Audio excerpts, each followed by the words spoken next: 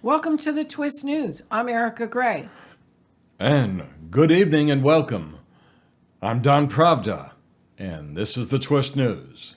The United States just met with Africa and is trying to play catch up because China is already in with the African Union. Russia is. The European Union has been meeting with the African Union, planning a future trade deal that'll come down the pike. And the United States has been lagging behind. So the U.S. just had a meeting with the African Union. And what we want to highlight on this show is U.S. arrogance.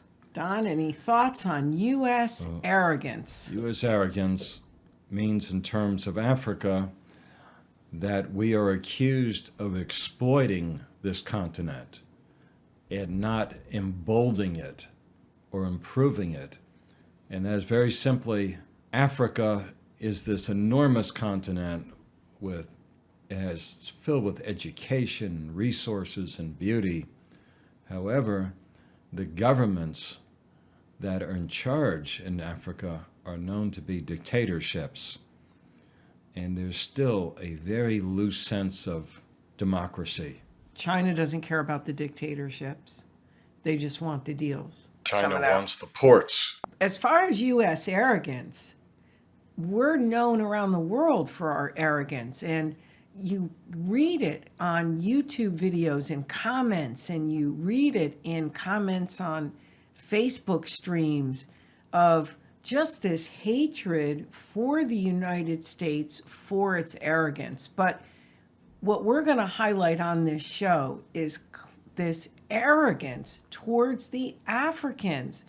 And we're going to be showing a clip from Al Jazeera, Arikana Chihombori-Quao. This woman is dynamic. I love strong women leaders. And she is the former ambassador. She was the ambassador of the African Union to Africa. This woman is a dynamo. She is a medical doctor and an activist, but we want you to listen to her statements in this interview with Al Jazeera concerning U.S. arrogance. If the United States, like I used to tell my colleagues, I felt that the United States, if this was a basketball game, the United States needed to call for timeout. For U.S. needed to realize that this is a new game and it required new rules of engagement, therefore a need for the United States to re-strategize. I'm hoping that for a change, this meeting, the United States can begin to realize it's no longer business as usual. It's no longer a case of the United States saying, we make policy and we tell the Africans. That has got to change. It is a recipe for disaster. It is a recipe for the United States seeing itself losing its place as Africa's preferred trading partner. Don, what do you think of that?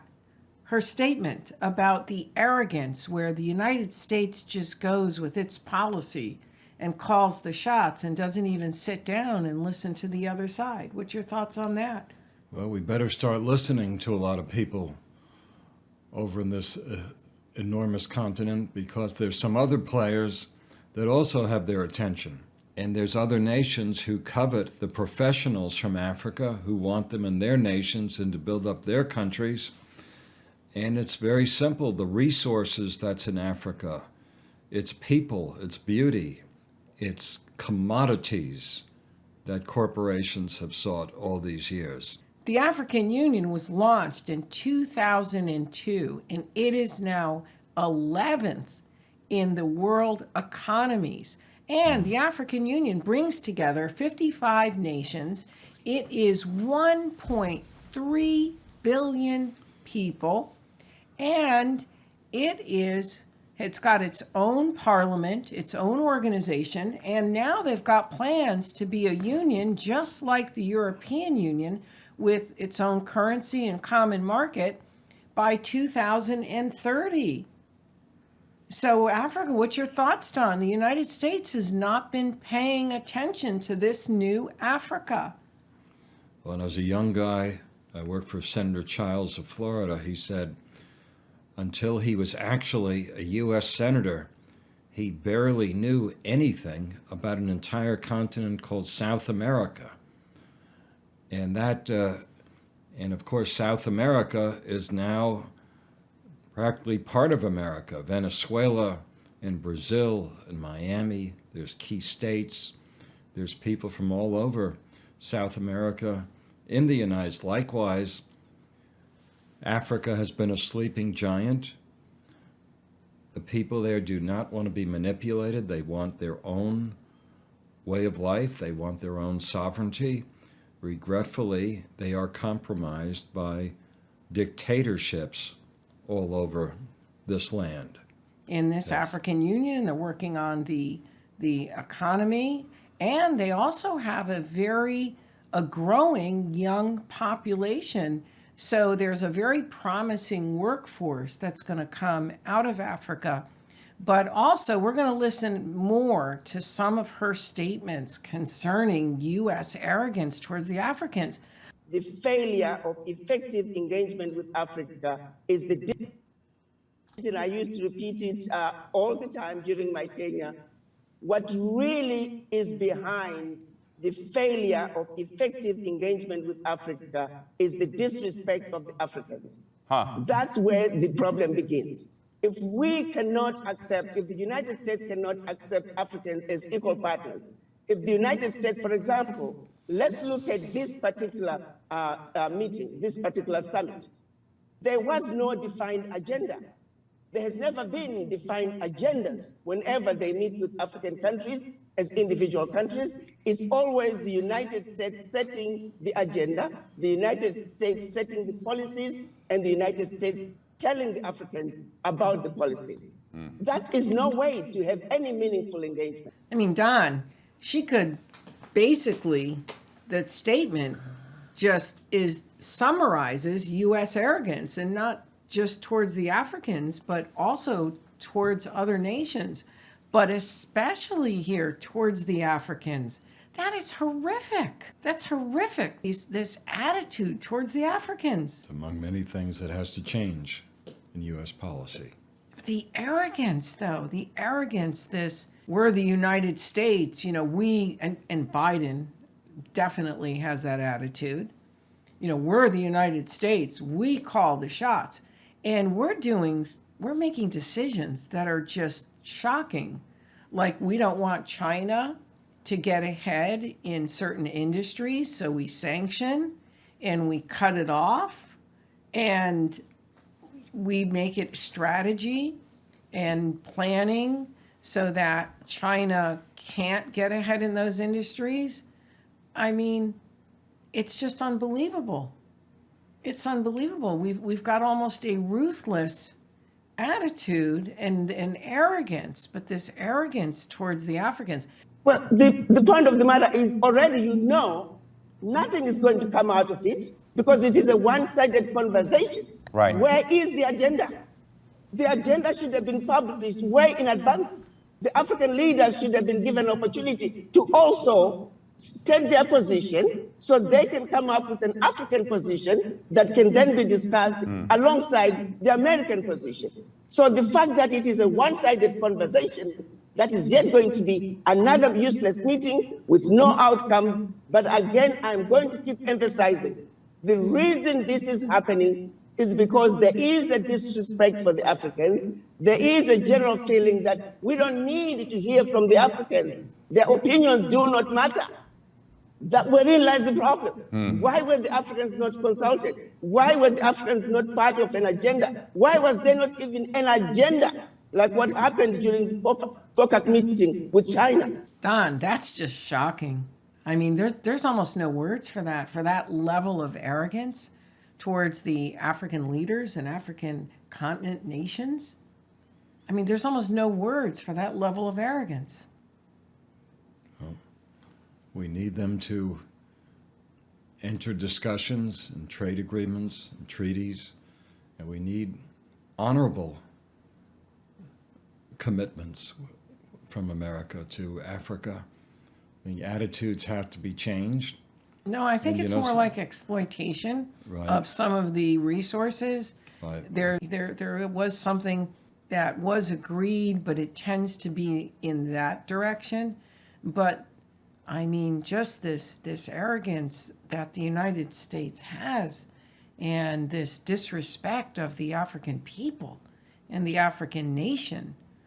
I mean, or the African Union. You know, I've been reporting, before it was the Twist News, I've been reporting on the African Union, probably one of the few channels that's been doing so and has recognized it as an up and coming power.